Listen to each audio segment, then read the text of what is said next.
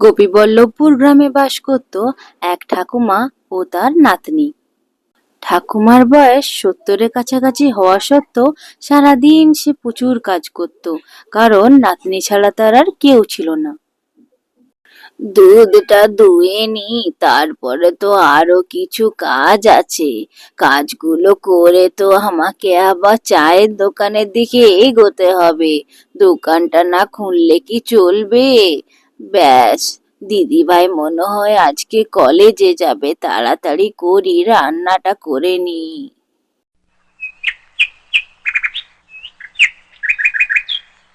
ঠাম্মি, তোমার কি এখনো কাজ হয়নি? সারাদিন আর কত কাজ করবে বলো তো? যাও, একটু গিয়ে বিশ্রাম নাও। আমার আজকে পরীক্ষা আছে না, না হলে তো তোমার সাথে আমি এই কাজগুলো করে নিতাম। কি আর করবো বলো, পরীক্ষাটা দিতে তো অনেকটা সেই যেতে হবে, সেই শহরে। আমাকে তো এবার বেরোতে হবে। আর একটু পড়াটা আছে, দেখে নি, তারপরে খেয়ে বেরিয়ে পড়বো। তুমি আবার চায়ের দোকানে যাবে তো? দোকানও তো খুলতে হবে মনে হয় তোমায়। হ্যাঁ দিদি ভাই, আমার তো কাজ তো শেষ হয়নি গো। তুমি অত চিন্তা করো না। তুমি মন দিয়ে ভালো করে পরীক্ষাটা দাও। তোমার বরং ভাত বেড়ে দেব, খেয়ে নেবে তাড়াতাড়ি। এই তো, আর তো বেশি কাজ নেই। আমি তো এবার যাব দোকানের দিকে। দুধটা দুয়ে নি, তারপরেই তো তোমাকে ভাত বেড়ে দিচ্ছি গো। ও দিদি ভাই, তৈরি তো তুমি? আমার ভাতটা হয়ে গেলেই হয়ে যাবে। সবজি বলতে তেমন কিছু করিনি গো। পরীক্ষা দিতে যাচ্ছ তো, তাই জন্য তো মাছের ঝোল করে দিয়েছি। আর তোমার পছন্দের আলু পোস্ত আর ভাত। নাও নাও, তাড়াতাড়ি তৈরি হয়ে নাও। এবারে ভাতটা বেড়ে দিই তোমায়। দিদি ভাই, এই যে নাও, ভাত তোমার তৈরি। এবার খেয়ে নাও। দেরি করলে তো ভালো করে খেতেও পারবে না গো। খেয়ে পরে তো একেবারে হড়বড়িয়ে বেরোতে হবে। নাও নাও, বইটা রাখো, শিগগির এবার খেয়ে নাও, আর দেরি করো না দিদি ভাই। হ্যাঁ গো ঠাম্মি, আমি খেয়ে নেবো, তুমি চিন্তা করো না। তুমি বরং দোকানের দিকে যাও, আর আমার খাবারটাই টেবিলের দিকে রেখে যাও। আমি এই তো খেয়ে দিয়ে এবার রেডি হয়ে যাব। শোনো, আর তুমি কোনো চিন্তা করবে না, আমি কিন্তু ঠিক টাইমে চলে আসবো।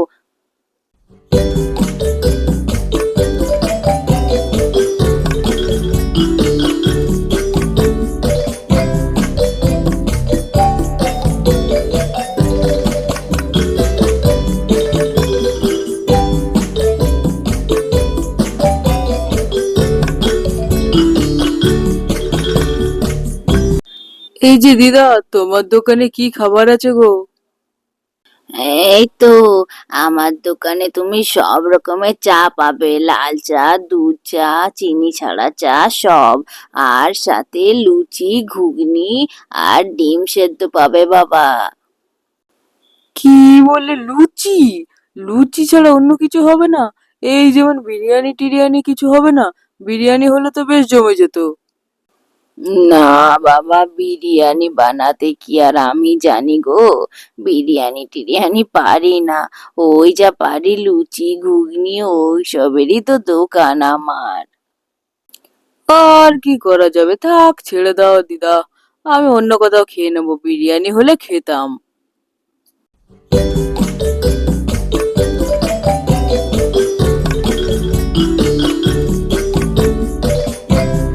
কি হলো ঠাম্মি, এই অসময়ে শুয়েছিলে?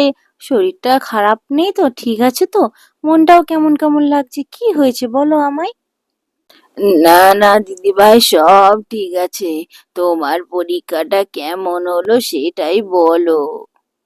পরীক্ষা তো আমার একেবারে সুন্দর হয়েছে। তোমার কি হলো সেটাই চিন্তার বিষয় এখন।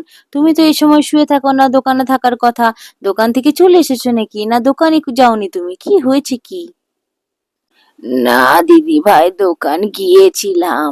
দোকানে গিয়ে তো খুলেওছি দোকান। লুচি ঘুগনি বানিয়ে তো বিক্রি করারই কথা হয়েছে মোটামুটি। কেউ এখন বেশি লুচি ঘুগনি খেতে চায় না দিদি ভাই। সবার এখন ওই খাবারটারই দিকে ঝোঁক। কি নাম যেন, ওই যে, ও বিরিয়ানি বিরিয়ানি খেতে আসছে, আর আমার দোকানে বিরিয়ানি কোথায়? ওই জন্যই বিক্রি বাটা এখন অনেকটাই কমে গেছে। বিরিয়ানি বানালে হয়তো বিক্রি বাড়বে, কি আর করা যাবে। ছেড়ে দাও, দোকানটা মনে হয় এবার তুলেই দিতে হবে গো দিদি ভাই। আচ্ছা, এই ব্যাপার? অত চিন্তা করার কি আছে? আমার এতদিন পরীক্ষা ছিল, তোমার দিকে আমি কোনোই ধ্যান দিতে পারিনি। পড়া নিয়েই তো ব্যস্ত ছিলাম। পরীক্ষা তো শেষ হয়ে গেছে আমার। ঠিক আছে, তোমার দোকানে কিভাবে বিক্রি বাটা বাড়ানো যায় আমি এবার দেখবো। বিরিয়ানি তো, ও ঠিক আছে, আজকালকার নতুন নতুন যুগ, ইন্টারনেটের যুগ, মোবাইল খুললেই প্রচুর রেসিপি। আমিও যদি না জানি ঠিকঠাক করে বানানো, মোটামুটি জানি, যদিও না জানি, আমি ঠিক ইউটিউব দেখে বিরিয়ানির রেসিপি দেখে ঠিক বানিয়ে নেবো। তুমি একদম চিন্তা করো না। দাঁড়াও না, তোমার দোকানে বিক্রি বাটা বাড়ানোর এবার আমার হাতে। হুম, এই হলো আমার ঠাম্মির চায়ের দোকান। চায়ের দোকানটা থেকে কি করে আরো খাবারের আইটেম বাড়ানো যায় আমাকে এবার ঠিক করতে হবে। বিক্রি বাটা সত্যিই অনেকটা কমে গেছে। এখন তো বিরিয়ানির দিকেই সবার ঝোঁক বেশি। এই বিরিয়ানিটা কি করে বানানো হয় সেটা মোটামুটি তো জানা আছেই। একটু ভালো করেই আমি শিখে নেবো আমি ফোন থেকে দেখে। ঠিক আছে, এবার কি কি জোগাড় যন্ত্র করতে হয়, কিন্তু না, শুধু বিরিয়ানি করলে তো হবে না। সবাই তো আবার নাও খেতে পারে না। আমাকে তার সাথে আরেকটা খাবারও কিছু করে রাখতে হবে। লুচিটা থাক, যেমন করে আমার ঠাম্মি লুচি বানায়, লুচি ঘুগনি এই সমস্ত জিনিস থাক, সাথে বিরিয়ানিটা আমি বানাই। দেখা যাক বিক্রি বাটা কেমন হয়। আজ একটু কম করে বানাবো, ভালো সেল হলে তখন আরো ভালো করে দেখা যাবে। যাই হোক, এবার আমাকে জোগাড় যন্ত্রটা করে নিতে হবে। আগুনটা জ্বালাতে হবে, তার আগে তো কাঠ জোগাড় করতে হবে। হুম। উম, উম, উম, উম, উম, উম। ব্যাস, উনুনের কাঠ সাজানো হয়ে গেছে। উনুনটা ধরিয়ে নিয়ে চটপট রান্নাগুলো করে ফেলি। আমাকে তো আবার বাজারের দিকেও যেতে হবে। দেখা যাক দোকানটা এখন বন্ধ করে যাব না কি করব। আচ্ছা আচ্ছা, রান্নাটা করি না, দেখা যাক, এখন তো অনেকখানি সময় আছে আমার হাতে।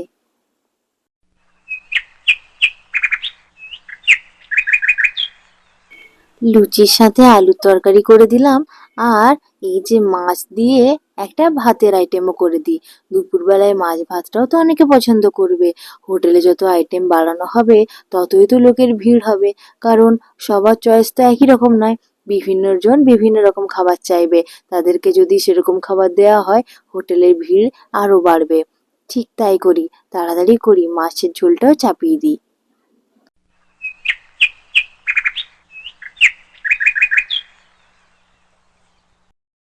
দিদি ভাই, তুমি একা কি করছো? আমি আর বাড়িতে চুপচাপ শুয়ে থাকতে পারলাম না।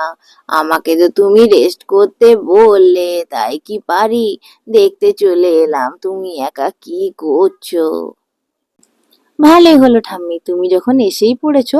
আমার এখন সমস্ত রান্না হয়ে গেছে, শুধু ওই নিত্য নতুন বিরিয়ানিটাই বাকি আছে, তার জোগাড় তো নেই আমার কাছে। আমি এই সমস্ত খাবারগুলো করে দিয়েছি, তুমি বরং কাস্টমার যদি আসে তাদেরকে বিক্রি করবে। এদিকে ভাত, মাছ, ডাল, তরকারি, আর লুচি, আলুর দম, সব রকম তরকারি আছে। যে যা চাইবে তাদেরকে তাই খেতে দিও। কি বলো দিদি ভাই, এত রান্না তুমি একা হাতে করে ফেললে? আমি তো শুধু এই চায়ের দোকানে লুচি ঘুগনিটাই রাখি গো। তোমার আবার মাছ ভাতও হয়ে গেল। মাছ ভাতও তো অনেকে চাইতে আসে, আমি পারি না বলে তো তাদের দিতে পারি না। যাই হোক, তারা চাইতে এলে আজকে তাদের খেতে দিতে পারবো।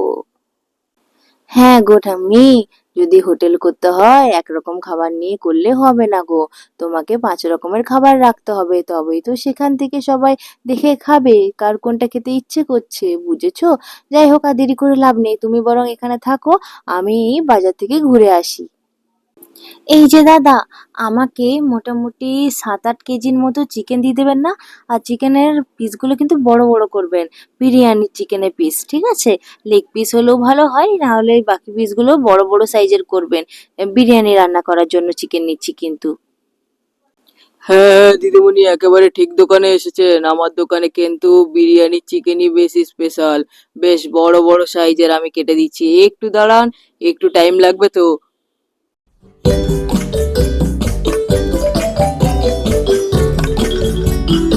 কি চাই আপনার, কি দেবো বলুন? আমাকে আপনি বিরিয়ানি চাল দিয়ে দেন, ওই ভালো চালটাই দেন, 5 কেজির মতো। সাথে দিন 40খানা ডিম আর বিরিয়ানির মশলা, গরম মশলা, সাজিরা, সামরি, জয়িত্রী, জায়ফল, ওগুলো আমাকে দিয়ে দেন তাড়াতাড়ি। ও হ্যাঁ, আর ঘি হবে আপনার দোকানে? ঘি, ভালো ঘিটা হলে আমাকে 1 কেজি ঘি দিয়ে দেবেন।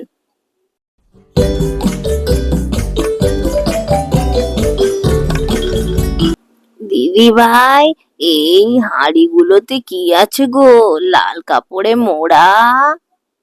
এইটাই তো সেই আসল জিনিস। তোমার দোকানে যে কাস্টমার গুলো বেশি ঘুরতো, বিরিয়ানি গো ঠাম্মি, বিরিয়ানি। দেখো 2 হাঁড়ি বড় বড় বিরিয়ানি বানিয়েছি। এখন কেমন খেতে লাগে সেটাই বলার। দেখি কেউ বিরিয়ানি খেতে আসে কিনা আমাদের কাছে।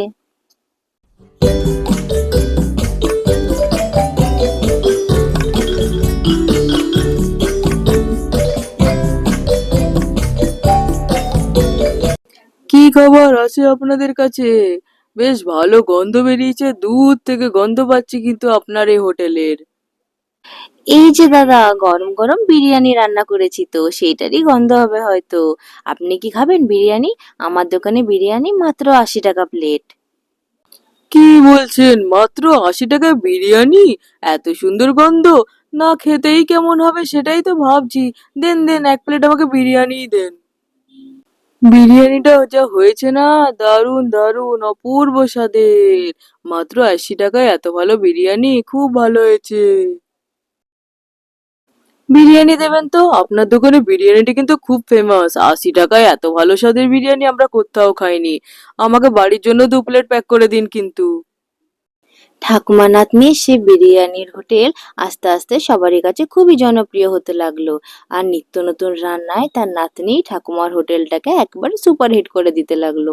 সকলে মিলে খুব খুশি করে আনন্দ করে তাদের হাতে খাবার রান্না খেতে আসতো।